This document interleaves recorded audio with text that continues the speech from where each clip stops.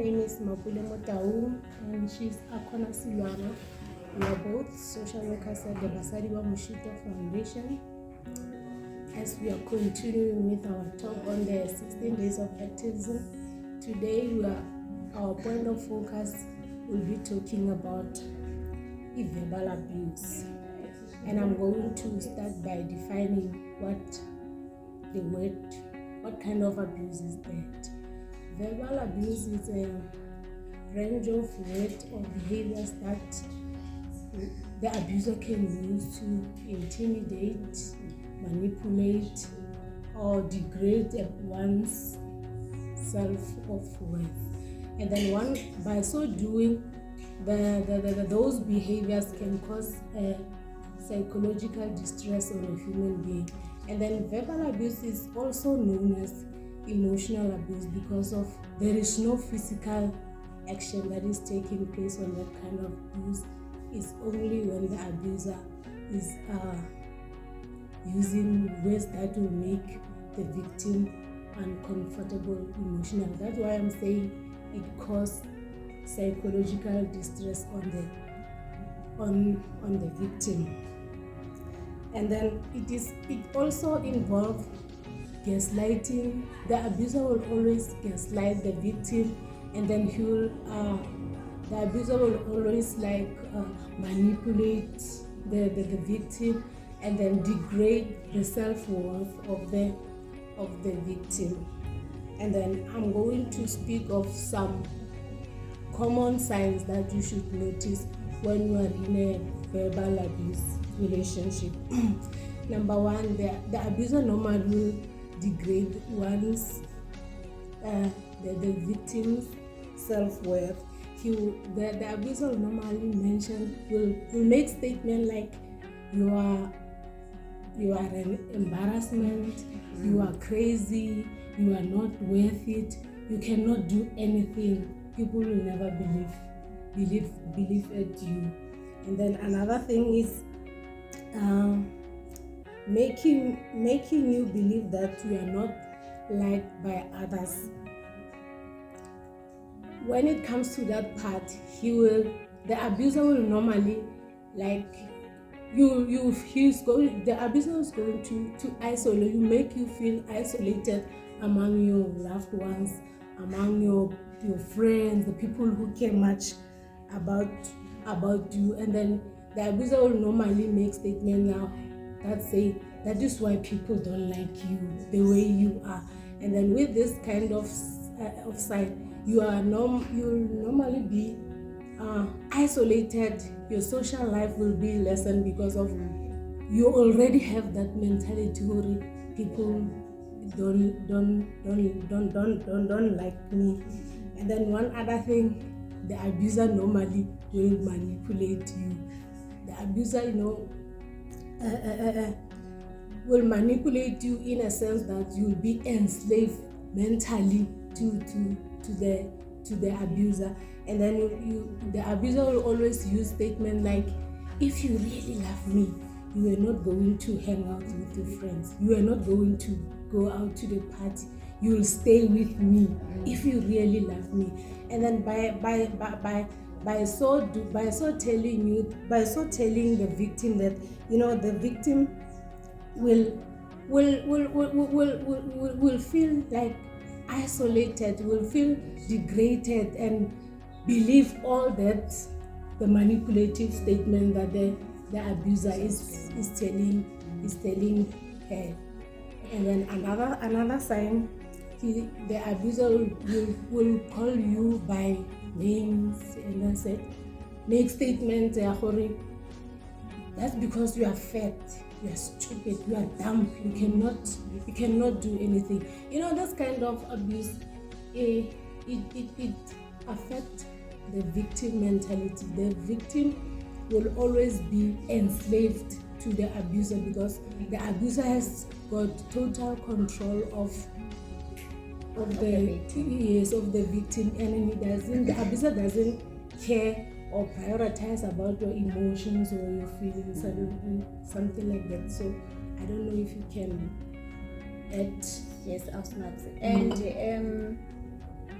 verbal abuse, it's one of the abuses of the abuse, where you'll find that before it goes to physical abuse, it starts with a verbal abuse. Yes. And mostly it's something that it's an abuse that is common, because in some relationship you'll find that the person is experiencing a verbal abuse, but it's always, the person will always say, no, he just pushed me, or he just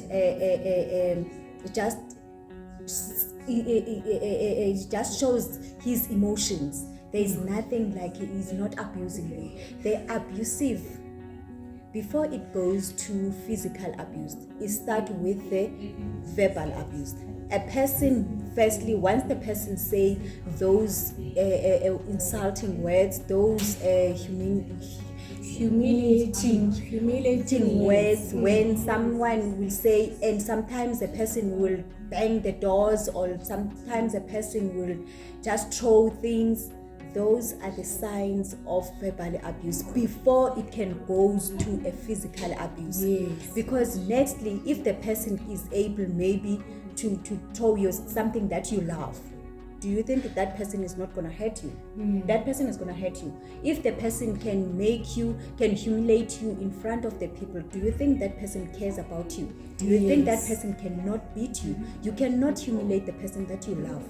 You cannot insult the person that you love. You always protect the person that you love. You always fight for the person that you love. So immediately when the person make your self-esteem low, and immediately when a person make yourself feels as nothing, as unimportant, that person does not love you. Yes. So the person, mostly people, they will look only on a physical abuse. They'll say, no, but he's not beating me, or but she's not beating me, uyathanda manje ukukhuluma lo, or ubulela thata. No, abuse, it's an abuse, even if it comes on a phase of a verbal. When a person will say something that it's gonna hurt you, there's nothing that is painful like an emotionally abuse. Yes. Being told words. Yes, it's so painful, and those one you cannot even erase them. Yes. Things that a person just say, you cannot take them back. You just say those things and you cannot take them back. And they are so painful because there are things that they always stay on your mind. Every time when you remind yourself to wear something beautiful, you always remind yourself, you always remember what the other person said to you. Like, no man, even what you are wearing, who will look at you, they will laugh at you. And then at that time, your self-esteem, it goes down. Yes. Because of by manipulating, you using all those manipulative statements, if you believe on all those things, you'll be like you'll be degraded. You'll lose your self-esteem. And then another thing is the one other common sign is threatening to leave you. Like he said, oh, when we're doing this, I'm going to leave you. And then that thing builds like you mentally, you feel entitled to the abuse. And then when I see this kind of abuse, it is like, I don't know how to put it. It is people don't notice it, and then it is there because of it is off by words that are being spoken. But if only you can realize, now my partner is manipulative, you must start to have some doubt and start sitting back and looking at what we have just mentioned. And then one other thing, the abuser will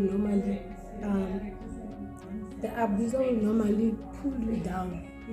The abuser, he or she will never have faith in you. She will always say, okay, that is why you are not getting promotion at work, because you don't take your work serious. And then on some instances, you being abused, you believe all those things that all those words that are being said to you, and then that thing make you now. It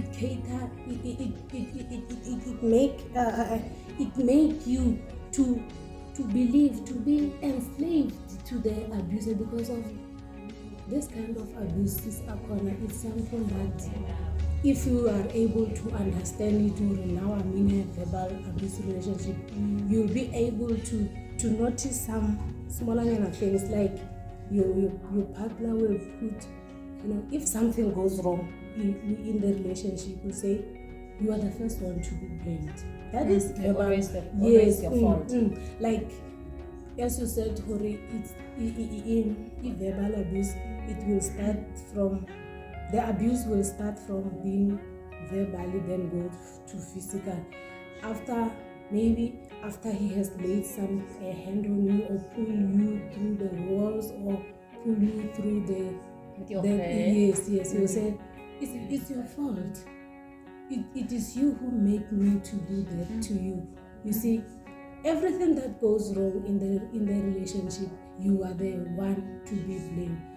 Verbal abuse is so, we need to be able to understand from, if you are in a relationship from now on, you should start looking, like, yes, those smaller signs, controlling, and then overpowering you, all those things. Just sit back and start to look at all those things. But manipulation, blaming you, threatening to leave you, and then when it comes to this sign of threatening to leave, in some relationship, you find that the person is in that relationship because of he or she is not independent financially. So that thing, that part of the abuser saying, I'm going to leave you, and then no one is going. After I have left you, there is no one who you are going to be with. So with me being not financially independent, I'm going to say, I have to put myself in order. This person, there's nothing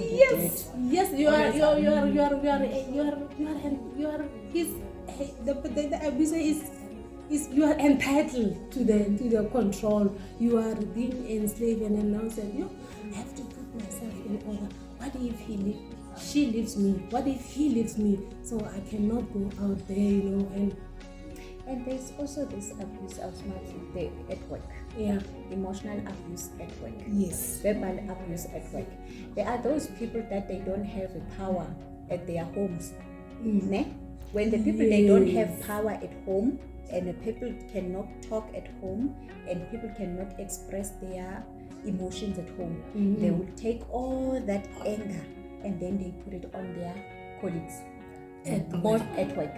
They will want, especially if they are on a management, they will want those ones that are under them to feel that there is the manager. They will shout. It's an abuse. You don't shout to an adult. How do you shout to an adult?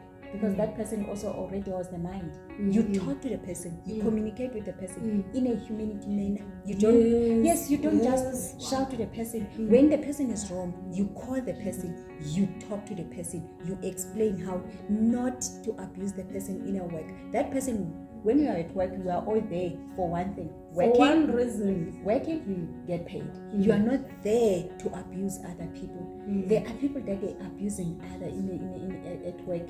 Some of the people, they even want to leave the work because of the abusers. They cannot handle the pressure, the tension that is at the workplace. Yes, they have anger. They pass the angers to other colleagues. No, that's still the anger. And another thing, abuse that mostly we are doing as parents, that we don't see, that we don't notice mostly, that it damages the kids. Where we will use those words, those painful words that even you as an adult, you don't want the person to use. You cannot say when a child did something that yes, the child did something wrong, but those words of calling the child, you are useless, you are whatever, Those words that are painful are the ones mostly now that we have an anger generation, that it's always anger, and the generation that is bullying other at school. It's that way, it's that at home. Immediately when you cannot have a communication with your child, a decent communication with your child, immediately when the child did something wrong, you have to, as a parent, to call the child and you talk to the child. You don't call the child the names, because immediately you call the child the names, those names the child is going to use them to other kids at school, and it's when the bullying is starting, because that child is being emotionally abused, even if it's not physically abused. Emotionally abused, it's also damaged the brains of a child, it's also damaged the well-being of a child. So we also have to look at those things that we are saying when we are angry at the child. And sometimes we say to the child, you are useless like your father. No, you don't do that. You don't do that. Even if you are angry to a father, you cannot say the child is useless like the father. You have to have a word when you want to talk to your child. Don't use those words that you damaging the child, and then the child will grow up angry. And it's where we have to correct. We have to correct to the children, so that we can have a better generation. Yes. As people, we are important, unique as we are, special, beautiful, and smart. So I think never shame a person with something that she cannot or he cannot change. A person is beautiful the way he or she is, because we are all created. We are beautiful. Yes, and unique in our own very ways. Yes. So I think that's all from us. So please don't forget to like, share, and subscribe our page. We love you.